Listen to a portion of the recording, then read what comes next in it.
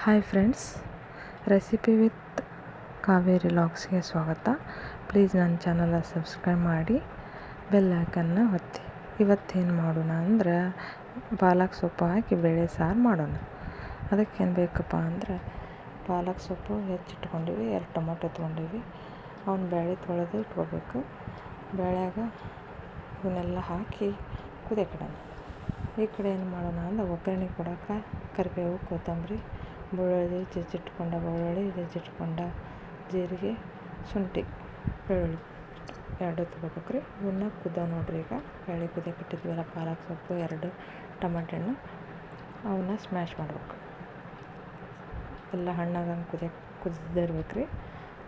Smash ಮಾಡಿ ಇಲ್ಲಿ ಒಗ್ಗರಣೆ ಕೊಡೋಣ ನೋಡಿರಿ. ನಾ ಪ್ಯೂರ್ ನಮ್ಮ ಮನೆಯಲ್ಲಿ ಹಾಕ್ಸಿದ ಶೇಂಗಾ ಎಣ್ಣೆ ಹಾಕಿ ನೋಡಿರಿ. ಅದಕ್ಕೆ ಸಾಸಿವೆ ಹಾಕಬೇಕು. 1 ಸ್ಪೂನ್ ಸಾಸಿವೆ ಹಾಕಿ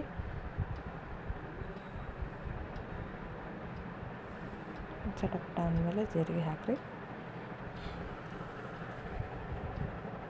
ಬೆಳ್ಳುಳ್ಳಿ ಹಾಕಿ ಶುಂಠಿ ಪೇಸ್ಟ್ ಹಾಕಿರಿ.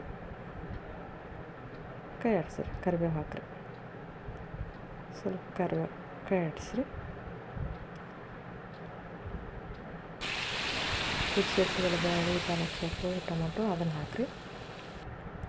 1 ಟೀ ಸ್ಪೂನ್ ಅರಿಶಿಣ ಪುಡಿ, 1 ಟೀ ಸ್ಪೂನ್ ಮಸಾಲೆ ಪುಡಿ, 1 ಟೀ ಸ್ಪೂನ್ ಖಾರದ ಪೌಡ್ರ್, ಇವನ್ನೆಲ್ಲ ಹಾಕಿ ಒಂದು ಸ್ವಲ್ಪ ನೀರು ಹಾಕ್ಬೇಕ್ರಿ. ನಮಗೆ ಎಷ್ಟು ಪ್ರಮಾಣ ಬೇಕು ನೋಡಿ. ಅದಕ್ಕೆ ರುಚಿಗೆ ತಕ್ಕಷ್ಟು ಉಪ್ಪು ಹಾಕ್ರಿ.